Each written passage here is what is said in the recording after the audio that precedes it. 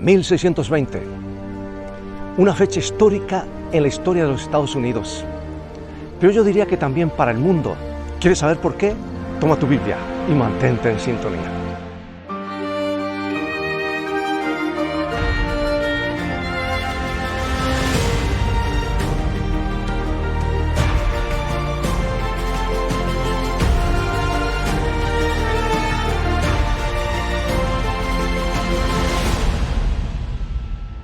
En el año 1517, Martín Lutero había clavado las 95 tesis en la puerta de la iglesia del castillo en Wittenberg. En 1620 ya había estado muerto por más de 70 años. Juan Calvino por casi 60 años. Ulrico Zwinglio, 90 años. Y Juan Knox, William Tyndale, Thomas Cranmer, Nicholas Ridley, Hugh Latimer habían pasado al descanso hace décadas. En otras palabras, para el año 1620, los protagonistas de la Reforma ya no estaban presentes.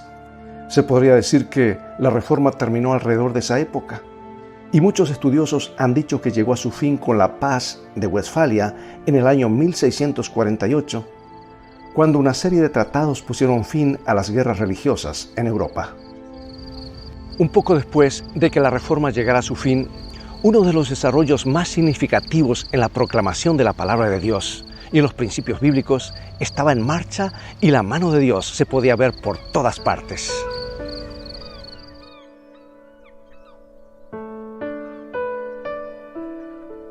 Si nunca has visitado Plymouth Rock, localizada a 45 minutos al sur de Boston, en Massachusetts, te puedes llevar una gran sorpresa. Cuenta la leyenda que Plymouth Rock es la primera roca que pisaron los peregrinos al salir del barco Mayflower cuando llegaron a estas costas en el año 1620. Esta roca es solo un fragmento de la roca original que se partió por la mitad en 1774. Con los años, varios coleccionistas se fueron llevando fragmentos y por esta razón, hoy queda mucho menos de lo que un día existió.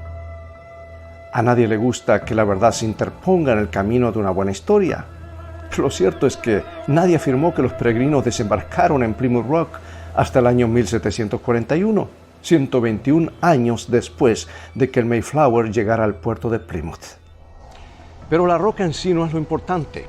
Pese a que hoy es un símbolo de nuevos comienzos y un espíritu pionero, y que es un ícono visitado por más de 1 millón de personas al año, lo importante es entender por qué llegaron los peregrinos a Plymouth Rock, o donde sea que llegaron. Porque si logras entender esto, entenderás lo que impulsó el nacimiento de los Estados Unidos y comprenderás cómo la mano de Dios ayudó a este pueblo y fomentó el crecimiento de los principios de la Reforma Protestante. Retrocedamos unos años. Los peregrinos a bordo del Mayflower eran puritanos, protestantes ingleses que se comprometieron a purificar a la Iglesia de Inglaterra de las prácticas católicas. Las semillas para la Reforma inglesa fueron sembradas por hombres como Patricio, Columba y Aidan. Siglos más tarde, se describió a John Wycliffe como el lucero de la Reforma. Y luego estaba William Tyndale, quien se levantó heroicamente contra el rey Enrique VIII y tradujo la Biblia al inglés en el momento en que más se necesitaba una traducción de este tipo. Con su último aliento, Tyndale oró para que Dios abriera los ojos de Enrique VIII, lo cual ocurrió 2 años después, cuando el rey dio permiso para 4 traducciones diferentes de la Biblia al idioma inglés. Tyndale proporcionó la mayor parte de la versión King James de la Biblia.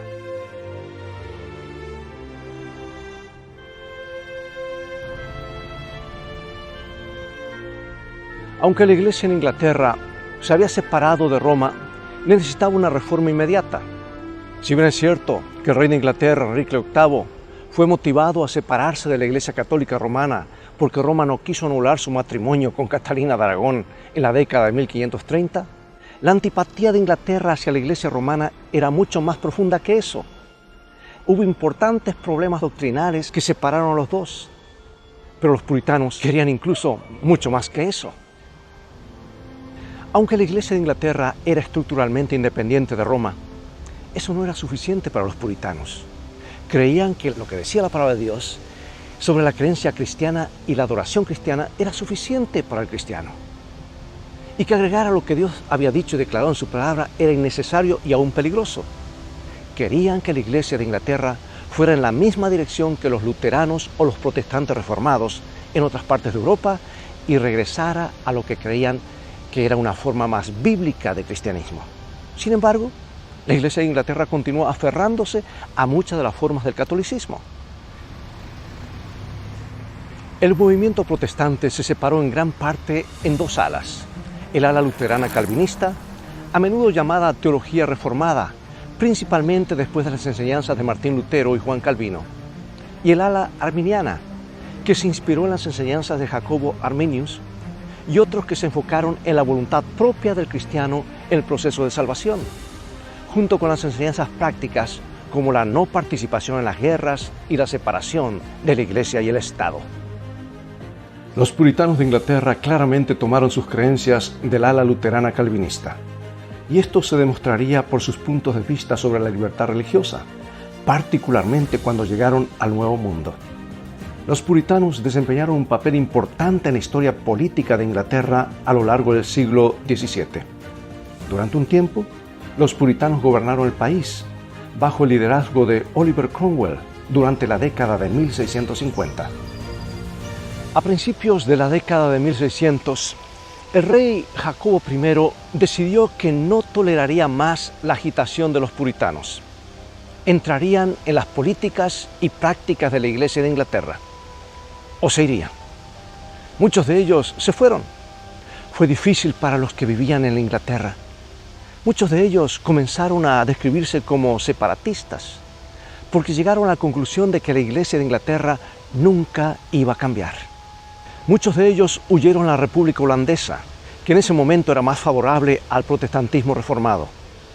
La vida fue duro por esos inmigrantes. Muchos de ellos habían sido agricultores y no podían cultivar en su nueva patria. En lugar de eso, tuvieron que aprender un nuevo oficio, pero consideraron que estas dificultades eran parte de la formación de un carácter piadoso. Comprendían que eran peregrinos y no se preocupaban mucho por aquellas cosas, sino que levantaban la vista al cielo, su anhelada patria, y serenaban su espíritu.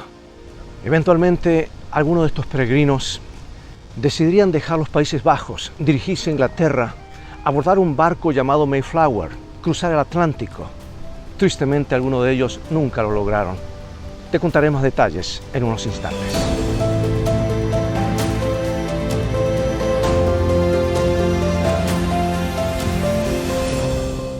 Dios tiene un propósito para la historia que no puede ser modificado ni siquiera por las personas más capaces o los planes más ambiciosos.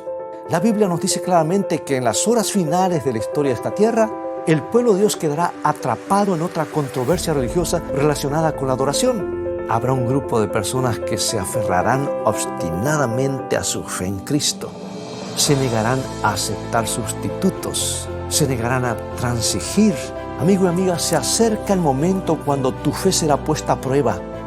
Un momento cuando el mundo te exigirá, so pena de muerte, que actúes en directa violación a la ley moral de Dios.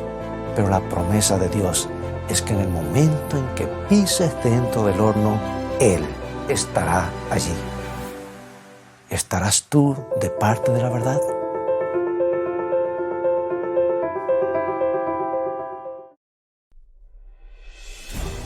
Con el avance de la tecnología llegan más oportunidades para predicar la palabra de Dios y alcanzar a más personas alrededor del mundo. En esta ocasión, tengo una excelente noticia. Ya está disponible el nuevo app de teléfono Escrito Está. Aquí podrás sintonizar nuestra programación semanal de media hora, el devocional diario Una Mejor Manera de Vivir, el repaso semanal de la escuela sabática, o sea, lecciones de vida, y también la serie titulada Más que Palabras, un programa con adaptación en lenguaje de señas en español. El app de Escrito Está ya está disponible en la tienda de Android y Apple. Bienvenido, bienvenida a Escrito Está. En realidad, hubieron dos barcos que salieron de Inglaterra a las costas de lo que sería más tarde los Estados Unidos de Norteamérica. El Mayflower y el Speedwell juntos abandonaron Southampton el 5 de agosto de 1620. pero el Speedwell goteaba. Ahora, eso no es bueno para un barco que pretende cruzar el Océano Atlántico. Ambos barcos se detuvieron en Dartmouth para que el Speedwell pudiera ser reparado. Después de salir de Dartmouth, llegaron 350 millas más allá de Land's End antes de que se descubriera que el Speedwell estaba inundándose nuevamente.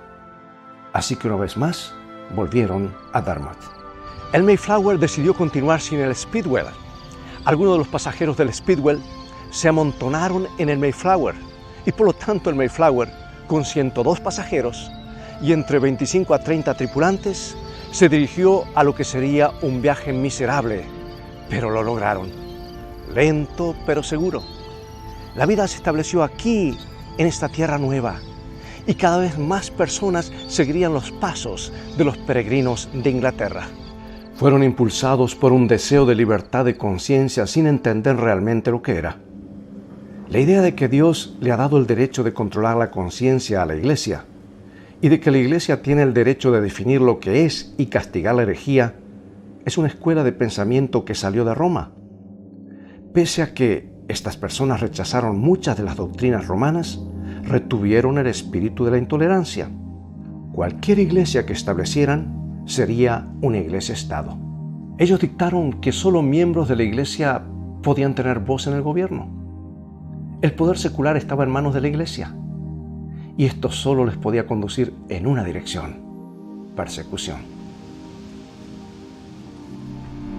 En 1631, un ministro puritano que todavía no cumplía los 30 años viajó desde Inglaterra a Boston. Rogelio Williams era un separatista. Él creía que para que una persona sea verdaderamente fiel a Dios, tenía que separarse de la iglesia anglicana. Él y su esposa Mary tuvieron 6 hijos, todos nacidos en el Nuevo Mundo: María, Freeborn, Providencia, Misericordia, Daniel y José. No pasó mucho tiempo hasta que la gente comenzó a notar su presencia. Y Rogelio Williams fue la primera persona en esta tierra en defender algo que hoy consideramos como un derecho. Él creía que la libertad de conciencia era un derecho inalienable de todas las personas, independientemente de su religión. Y fue tan lejos como para establecer un gobierno sobre el principio de la libertad religiosa. Y también fue la primera persona del cristianismo moderno en hacer eso. Williams creía que el gobierno no tenía lugar para dictar a los individuos cuando se trataba de asuntos religiosos. Esa era una forma de pensar totalmente nueva, completamente nueva. Él fue un revolucionario. ¿Sabes? Parece extraño estar hablando de una batalla por la libertad religiosa en los Estados Unidos. Pero toma en cuenta que en el tiempo de que estamos hablando, la mentalidad de la gente era otra. Porque la Iglesia de Roma había enfatizado que no existía la libertad religiosa. Afirmábase la voz de Dios en el mundo. Y la iglesia hablaba y sus miembros hacían lo que la iglesia decía y se esperaba que lo hicieran. Y a pesar de que la iglesia de Inglaterra se separó de la iglesia católica romana, aún así conservaba muchas de estas ideas. Entonces, cuando los puritanos llegaron al mundo libre, todavía estaban colgados con el concepto de que si la iglesia les decía que salten, los fieles decían: ¡cuán alto! No habían aceptado todavía el concepto de la libertad religiosa. A pesar de que ellos experimentaron la reforma protestante, aún necesitaban otra. Mientras los peregrinos y otros puritanos llegaron a estas orillas con el propósito de ejercer su propia libertad de conciencia, muchos no creían en extender ese mismo derecho a aquellos que tenían creencias diferentes. La libertad estaba bien para ellos mismos, pero no para las personas que enseñaban y practicaban cosas con las que no estaban de acuerdo. Un historiador describió esta actitud con las siguientes palabras: los divinos de Nueva Inglaterra, pastores teólogos, insistieron repetidamente en que la demanda de uniformidad en la práctica religiosa no violaba de ninguna manera la libertad de conciencia. Sostuvieron que había 2 tipos de libertad: la libertad natural o corrompida, y la libertad con la cual Cristo nos ha hecho libres. La libertad para practicar el error se encontraba bajo el encabezado anterior y no era realmente libertad, sino licencia para que los hombres se destruyan a sí mismos. Rogelio Williams es verdaderamente una de las figuras más destacadas de la historia estadounidense y del avance de la palabra de Dios. No solo abogó por la libertad religiosa para todos, sino que también fue uno de los primeros opositores de la esclavitud en estas costas. Abogó por un trato justo para las tribus nativoamericanas y también aprendió muchos de los idiomas de las tribus en el noreste. Él se había metido en problemas con la iglesia anglicana antes de venir a los Estados Unidos, pero resulta que cuando llegó aquí y encontró los mismos principios de intolerancia en un lugar que se suponía ser un refugio de libertad, se inquietó. No estaba de acuerdo con los intentos de los puritanos de establecer una teocracia. Él dijo: la adoración forzada apesta en las narices de Dios.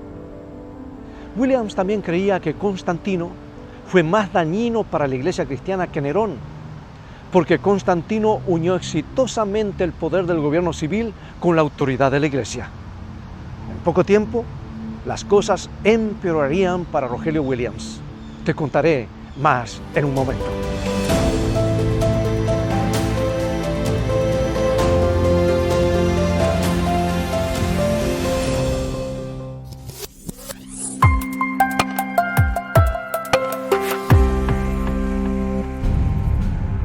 Querido amigo y amiga, la nueva serie de Escrito está, Fe a toda prueba, ya está disponible.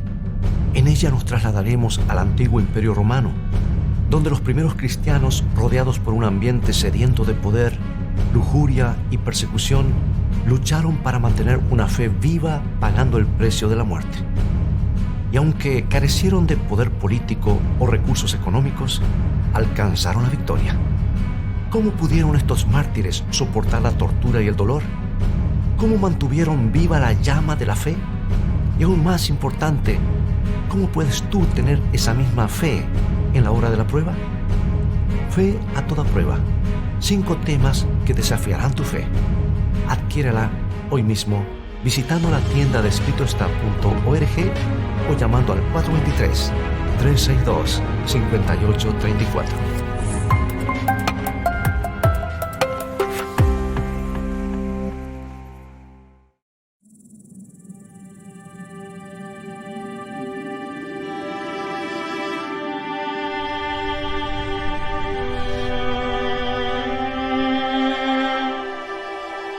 Cien años después de que la Reforma Protestante llegara a su fin, aún quedaba mucha reforma por realizarse. Mientras no hubiera libertad de conciencia y mientras la Iglesia permaneciera atada al Estado, la Iglesia estaría muy lejos de alcanzar el ideal bíblico. El hombre que traería el cambio necesario sería un joven educado en Cambridge, que se mudó a las colonias 6 semanas después de cumplir los 27 años. Rogelio Williams se vio obligado a abandonar Massachusetts y se exilió en 1636. Durante el invierno viajó por el bosque sin saber a dónde iba. En el camino se hizo amigo de muchos de los nativos y luego dijo que preferiría vivir con cristianos salvajes que con salvajes cristianos. Sus viajes lo llevaron hasta una provincia que él llamaría Providence, porque estaba convencido de que la providencia de Dios lo había guiado hasta ese lugar.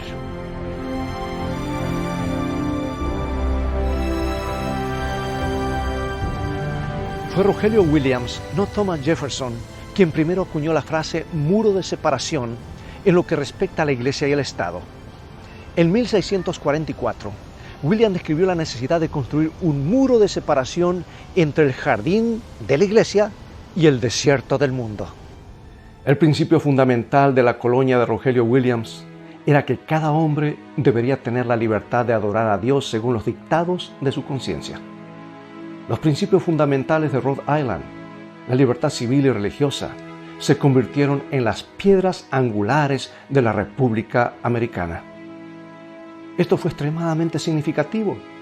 Y así, hoy en día, la Declaración de la Independencia declara: sostenemos como evidentes estas verdades, que los hombres son creados iguales, que son dotados por su Creador de ciertos derechos inalienables, que entre estos están la vida, la libertad y la búsqueda de la felicidad.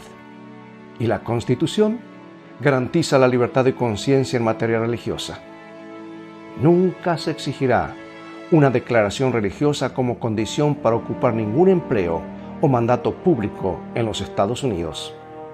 El Congreso no hará ley alguna por la que adopte una religión como oficial del Estado o se prohíba practicarla libremente. Fue este ambiente el que permitió que la enseñanza y la predicación de la Biblia prosperaran. Por supuesto, ha habido quienes han abusado de su libertad religiosa, pero solo piensa en una alternativa. Un mundo en el que no eres libre de creer lo que crees. ¿Te imaginas lo que sería? Ese es el mundo al que se enfrentó Martín Lutero cuando clavó las 95 tesis de esa famosa puerta en 1517. Y por supuesto, se corrió la voz en Europa sobre un lugar donde una persona podía adorar a Dios según los dictados de su propia conciencia. Como escribió un historiador, por una ley especial, Massachusetts ofreció bienvenida y ayuda a costa del pueblo a todos los cristianos de cualquier nacionalidad que pudieran huir a través del Atlántico para escapar de las guerras, del hambre y de la opresión de sus perseguidores. Y de esta manera, los fugitivos y oprimidos eran, por la ley, considerados como huéspedes de la comunidad. Las colonias crecieron y el mundo vio la prosperidad y la fuerza creciente de una iglesia sin papa y un estado sin rey. Y en este rincón de la tierra, Rogelio Williams levantó un memorial a la libertad religiosa. El establecimiento de la colonia de Rhode Island fue un acontecimiento histórico en la historia de la Reforma Protestante. Un nuevo refugio en una nueva tierra donde la gente finalmente sería libre de seguir los dictados de su propia conciencia cuando se trataba de asuntos de fe. ¿Sabes que incluso los puritanos en los días de Rogelio no pudieron aceptar su pensamiento? Es que era creencia predominante hace 400 años o más, que el gobierno civil tenía todo el derecho de dictar la conciencia de la gente. Y eso no le sentó bien a Rogelio Williams y lo metió en problemas. Pero el conflicto que experimentó trajo como consecuencia la libertad. Ahora, por supuesto, esto significaba que cualquier persona tendría el derecho de optar por no practicar ninguna religión o de estar en desacuerdo con la iglesia. Pero sabes, este es el espíritu de libertad religiosa, que se describe exactamente en el Nuevo Testamento. Y en unos pocos versos al final de la Biblia, donde la novia de Cristo combina su llamado con el Espíritu Santo para instar a la humanidad a aceptar el regalo de la salvación que Dios nos ofrece. Y el Espíritu y la esposa dicen, ven, y el que oye diga, ven, y el que tiene sed, venga, y el que quiera, tome del agua de la vida gratuitamente. La libertad de conciencia se apoderó de los Estados Unidos de una manera nunca antes vista en ningún otro experimento civil en la historia de la humanidad. El derecho inalienable de adorar y seguir la conciencia que uno elige individualmente se convertiría en una de las principales piedras angulares de la experiencia estadounidense y de las etapas finales de la Reforma Protestante. Rogelio Williams demostró la importancia del crecimiento espiritual. Si bien la Reforma logró dar apertura a la Biblia y llevar la luz de la palabra de Dios a la mente humana, aún queda mucho más por hacer, mucho más por aprender, más hasta lograr que la iglesia y los creyentes puedan alcanzar el ideal de Dios. John Robinson fue un pastor de peregrinos en Holanda. Le dijo esto a muchos que estaban preparándose para viajar al Nuevo Mundo. Hermanos, dentro de muy poco tiempo vamos a separarnos y solo el Señor sabe si viviré para volver a ver vuestros rostros. Pero sea cual fuere lo que el Señor disponga, yo os encomiendo a Él y os exhorto ante Dios y sus santos ángeles a que no me sigáis más allá de lo que yo he seguido a Cristo. Si Dios quiere revelaros algo por medio de alguno de sus instrumentos, estad prontos a recibirlo como lo estuvisteis para recibir la verdad por medio de mi ministerio, pues seguro estoy de que el Señor tiene más verdades y más luces que sacar de su santa palabra. Sabes, amigo y amiga, estoy seguro que el Señor tiene más para ofrecerte en su palabra. Y esto fue cierto en la época de los peregrinos y lo sigue siendo hoy. Oremos. Padre Celestial, gracias por habernos otorgado luz y la confianza de completa salvación en Jesús. Gracias por tu palabra que nos guía, porque has provisto todo lo que necesitamos para entenderte a ti y tus propósitos. Te pedimos que hagas una reforma en nuestras vidas y nos prepares para una eternidad contigo. En el nombre de Jesús. Amén.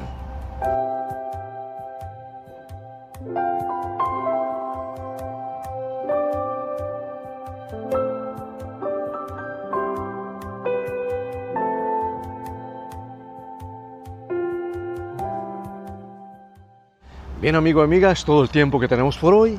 Desde Nueva Inglaterra me despido, no sin antes recordarte que visites nuestro sitio web escritoestá.tv para volver a sintonizar este programa y muchos más. Dios te bendiga y te guarde, y recuerda, escrito está, no solo de pan vivirá el hombre, sino de toda palabra que sale de la boca de Dios.